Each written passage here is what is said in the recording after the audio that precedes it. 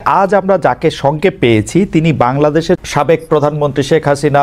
পরিস্থিতিতে বাংলাদেশের রাজনৈতিক মেরুকরণ, যারা ক্ষমতায় আছেন, যাদের অন্তর্বর্তীকালীন সরকার, তাদের সম্ভাবনা এবং ভবিষ্যৎ নিয়ে কথা বলার জন্য আজ আমাদের সঙ্গে রয়েছেন বেগম খালেদা জিয়া, বিএনপি সভাপতি। তিনিও আসলে বিএনপি চেয়ারপারসন, তিনিও আসলে চিকিৎসার জন্য লন্ডনে গিয়েছেন। শেখ হাসিনা, আমি আপনার কাছ থেকে জানতে চাইবো যে আন্দোলনে শেখ হাসিনার পতন হলো সেই আন্দোলন সম্পর্কে অন্তর্বর্তী সরকারের প্রধান উপদেষ্টা ডক্টর মোহাম্মদ ইউনূস যুক্তরাষ্ট্রে বিল ক্লিন্টনের উপস্থিতিতে একটা অনুষ্ঠানে বললেন যে এই আন্দোলন খুব পরিকল্পিতভাবে চালিয়ে নেওয়া হয়েছে, কিছুই হঠাৎ হয়নি।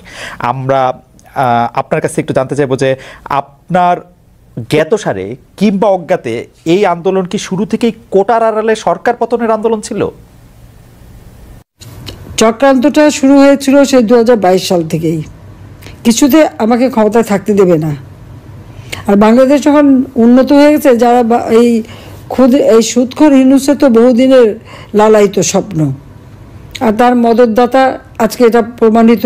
সেই ইউএসএইডের টাকা আর আমেরিকার মদত, পাকিস্তানি আইএসআইয়ের মদত, জঙ্গি, সন্ত্রাসী, খুনি এরা এবং গ্রেনেড হামলাকারী, বিডিআরে আমাদের সেনা সদস্যদের হত্যাকারী, এরাই হচ্ছে তার শক্তির আধার। তাদেরকে নিয়েই তার পথ চলা, যা আজকে প্রমাণিত সত্য। এবং আমি আরেকটি খবর আপনাদের দিতে চাই। দুর্নীতি দমন কমিশনে ইউনূসের বিরুদ্ধে একটা মামলা হয়েছে। আর শ্রমিকদের অর্থ আত্মসাতের জন্য শ্রমিকদের করা মামলায় শ্রমিক আদালতে ইউনূস কিন্তু সাজাপ্রাপ্ত আসামি।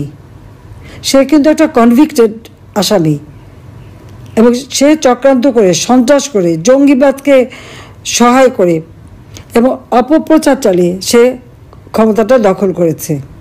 ক্ষমতা দখল করার সাথে সাথে কী করেছে, সে তার আগে থেকেও প্রচেষ্টা ছিল। ইউনূস সেন্টার নামে একটা জায়গা, আপনারা জানেন, গ্রামীণ ব্যাংকের একটা সম্পত্তি 11,000 স্কোয়ার ফিট বিনা পয়সা নিয়ে সেখানে তার ইউনূস সেন্টার। এবং এটা হচ্ছে একেবারে যত রকমের চক্রান্তের জায়গা। ইউনূস ক্ষমতায় যেয়ে কিন্তু নিজে ওই জায়গায় তার যে লোকরা বসা, তাদেরকে দিয়ে সারা বাংলাদেশে সার্ভে করার নামে লোক নিয়োগ দিয়েছে। ঢাকা জেলার জন্য 40 জন, আর তাছাড়া সারা বাংলাদেশের জন্য তার প্রায় 80 থেকে 100 জনের টিম। বিভিন্ন জেলায় জেলায় তাদের দায়িত্ব, যেখানে সিটি কর্পোরেশন বা পৌরসভা আছে সেই জায়গার জন্য বেশি করে লোক নিয়োগ।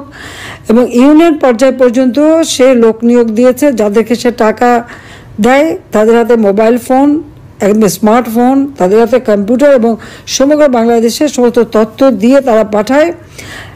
এই যে তথ্যগুলি সে সংগ্রহ করে যাচ্ছে, সেটা হচ্ছে আওয়ামী লীগের নেতারা কে বেশি জনপ্রিয়, অতীতে কে জনপ্রিয় ছিল বা এমপি ছিল বা চেয়ারম্যান ছিল বা কি ছিল, বা ভবিষ্যতে কে হবে আর বর্তমানেও কে আছে, এই সমস্ত তথ্যগুলি সংগ্রহ করা। বিত্তশালী সম্প্রদায় কাকে সমর্থন দেয়, আওয়ামী লীগকে দেয় না কাকে দেয়, তাদের তথ্য সংগ্রহ করা।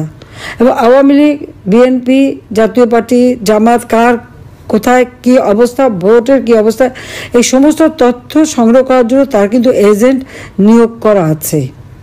এছাড়া সে যে বিশাল গুন্ডা বাহিনী পালে, 1000 মোটরসাইকেল তাদেরকে দেওয়া হয়েছে এবং তাদের হাতে স্মার্টফোন এবং কয়েকটা মাদ্রাসা, কিছু ইউনিভার্সিটি, 35টা কলেজ ইউনিভার্সিটির কিছু ছেলে মেয়েকে সে টাকা দিয়ে পেলে পুষে রাখে এবং তাদেরকে দিয়ে যত অঘটনগুলি ঘটায়। এবং এটা যে তার একটা সেই মানে সূক্ষ্ম পরিকল্পনার ফসল, সেটা সে নিজেই বলে ফেলেছে বিল ক্লিন্টনের অনুষ্ঠানে।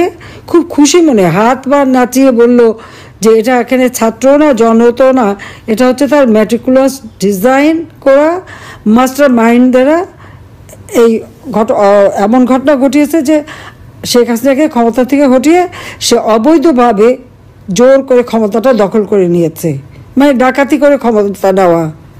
এবং ক্ষমতা নেওয়ার পরই আওয়ামী লীগের উপরে যত রকমের অত্যাচার, আর এই অত্যাচারে আরও উৎসাহিত হয়ে বিএনপি আর জামাত তো আছেই। কারণ জামাতের কথা হচ্ছে, আমরা যুদ্ধাপরাধীদের বিচার করেছি, যেখানে জিয়াউর রহমান যুদ্ধাপরাধীদের মন্ত্রী করেছিল, আর যারা সাজাপ্রাপ্ত আসামি তাদেরও ছেড়ে দিয়েছিল। গোলাম আজম পাকিস্তানি পাসপোর্ট নিয়ে পাকিস্তানি ছিল, তাকে আবার ফেরত এনেছিল। কাজে তাদের আমরা বিচার করেছি, কাজে সেই প্রতিশোধ দেবে। আর জাতির পিতা বঙ্গবন্ধু শেখ মুজিবুর রহমানের হত্যাকারীদেরকে জিয়াউর রহমান ইন্ডেমনিটি দিয়েছিল, দায় মুক্তি, তাদেরও বিচার করেছি। আজকে আপনারা দেখেন 7ই জুলাই 2024 সালে যে আন্দোলন, কই পুলিশ তো কিছু বলেনি আন্দোলনকারীদেরকে, আমরা তো কিছুই বলিনি, বরং তাদের সাথে আলোচনা করা, তাদের পাশে থাকা। মেয়েরা যখন পথে নেমেছে তাদের নিরাপত্তা, ওই মেয়েরা যখন স্লোগান দেয় শেখ হাসিনা পদত্যাগ চায়, আর আমি তখন তাদের নিরাপত্তা দেই যে তাদের জন্য কোনো রকম অসুবিধা না হয়। আজকে তাদের অবস্থাটা কি? এখন মেয়েরা ঘর থেকে বেরোতে পারে না। তারা এমনই আন্দোলন করলো আর এমনই স্বাধীন করে ফেললো দেশ যে এখন নিজেরাই ঘরবন্দি। এখন যাবে কোথায়, তারা কী করবে? আর সেই যেটা কোনো কোটা ইস্যুই ছিল না, সেই কোটা আন্দোলনই বা তাদের কোথায় গেল? আর এখন সপ্তদলীয়করণ, এই অস্ত্র লাঠি সোটা নিয়ে চিফ জাস্টিসকে পদত্যাগ করতে বাধ্য, জজকে পদত্যাগ করতে বাধ্য। কোনোদিন এই অবস্থা কখনো বাংলাদেশকে ভাবতে পারেনি। শিক্ষকদের চাকরি থেকে বের করে দিচ্ছে, ইউনিভার্সিটি, কলেজ, স্কুল সব জায়গায় ছাত্রছাত্রীদের অপমান করাচ্ছে, প্রতি পদে পদে চরমভাবে মানবাধিকার লঙ্ঘন করে যাচ্ছে। বাড়িতে ছোট শিশু তা থাকা সত্ত্বেও বাবা মাকে গ্রেপ্তার করেছে, বাবাকে তাকে মাকেও। তো এই বাচ্চাটাকে কে দেখবে? কি হবে তার? 93 জন আইনজীবীর বিরুদ্ধে মামলা তারা সারেন্ডার করেছে, তাদের জামিন দেবে না। কিছু জামিন দিয়েছে, কিছু দিচ্ছে না। মানে আপনি যে বিচার চাইবেন সেই সুযোগটাও নাই। আইনজীবীদের এইভাবে গণহারে মামলা দেওয়া, গ্রেপ্তার করা, পৃথিবীর কোনো সভ্য দেশে এরকম ঘটনা ঘটে বলে আমার তো জানা নেই, আমি তো দেখিনি। কাজে বাংলাদেশ আজকে কি? আইনের শাসন নাই, ন্যায় বিচার পাওয়ার অধিকার নাই, নারীদের কোনো স্বাধীনতা নাই। এবারে ঈদে শ্রমিকদের কান্নায় ভরা, 1100 ইন্ডাস্ট্রি বন্ধ, শ্রমিকদের কাজ পায় না। তার উপর আমার আওয়ামী লীগের নেতাকর্মীদের ঘর বা বসত বাড়ি, ব্যবসা প্রতিষ্ঠান, তাদের গরুর খামার, মৎস্য খামার, মুরগির খামার, ফলের বাগান সবই ধ্বংস। দোকানপাট যা ছিল একেবারে সব ভেঙে চুরে লুটপাট করে জ্বালিয়ে পুড়িয়ে নিঃস্ব করে দিচ্ছে। কেন? আওয়ামী লীগ যেন আর কোনোদিন মাথা তুলে দাঁড়াতে না পারে, এটাই তাদের চেষ্টা। হাজার হাজার ছাত্রছাত্রীরা আজকে লেখাপড়া করতে পারে না, ডিগ্রি কেড়ে নেয়, তাদেরকে পড়াশোনা করতে দেবে না।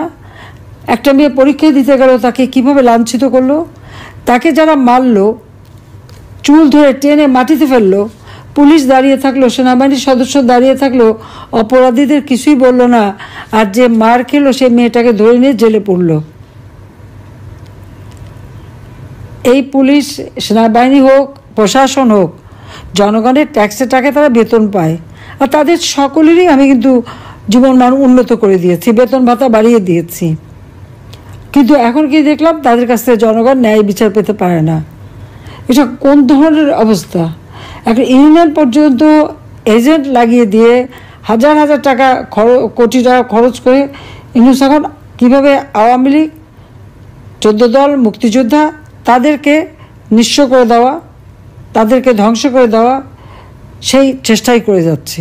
আর তার দোসর জঙ্গি, সন্ত্রাসী, খুনি, দুর্নীতিবাজ, অবৈধ অস্ত্রধারী এবং জেলখানা থেকে তাদের সবাইকে মুক্তি দিয়েছে। গ্রেনেড হামলাকারী থেকে শুরু করে কেউই বাদ নেই, মুক্তি দিয়ে জেল ভরে ফেলেছে আমার আওয়ামী লীগের নেতা কর্মী দিয়ে। সবচেয়ে বড় কথা, পিটিয়ে মানুষ হত্যা করা, এমনকি আইনজীবীকে পিটিয়ে হত্যা করলো, মাথা কোপানো, মানে বর্বরতা। পাকিস্তান আর্মি গুলি করে মানুষ মারত, আর এরা এমনই বর্বর যে পিটিয়ে হত্যা, এমনকি অন্তঃসত্ত্বা নারী পুলিশ কনস্টেবলকেও ছাড়েনি। আর আমাদের মেয়েদের উপরে ইফতার বন্টন করতে, তাকেও, তার উপরেও জুলুম, তাকেও মেরে পাতা ফাটিয়ে দিয়েছে এবং কয়েকটা সেলাই পড়েছে। তো এইভাবে অত্যাচার, নির্যাতন তারা চালিয়ে যাচ্ছে। আর মামলা দেওয়াতে তো আমার মনে হয় আমি এ পর্যন্ত যত হিসাব পেলাম প্রায় 70,000 মামলা, আর এজাহারভুক্ত আর অজ্ঞাতনামা ধরলে প্রায় 4-5 লাখ হবে আসামি করে দিয়েছে।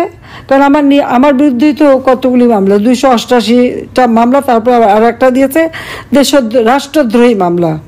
আমি ইউনুসকে জিজ্ঞেস করি, রাষ্ট্রটা কার? আমার বাবা তার জীবনটা উৎসর্গ করেছে, আওয়ামী লীগের নেতাকর্মী তাদের জীবন উৎসর্গ করে এই দেশ স্বাধীন করেছে। আমি জনগণের নির্বাচিত প্রতিনিধি, জনগণ আমাকে ভোট দিয়েছে, পার্লামেন্ট পার্টিতে আমি ভোট পেয়েছি, সমর্থন পেয়ে সরকার গঠন করেছি। সংবিধান মোতাবেক আমার প্রধানমন্ত্রিত্ব হচ্ছে বৈধ সাংবিধানিক। আর ইউনূস এই জঙ্গি সন্ত্রাসী তাদেরকে নিয়ে সূক্ষ্ম পরিকল্পনা করে সন্ত্রাস করে সে ক্ষমতা দখল করেছে। তার কোনো জনগণের ম্যান্ডেট নাই, সাংবিধানিক ভিত্তি নাই, আইনগত ভিত্তি নাই।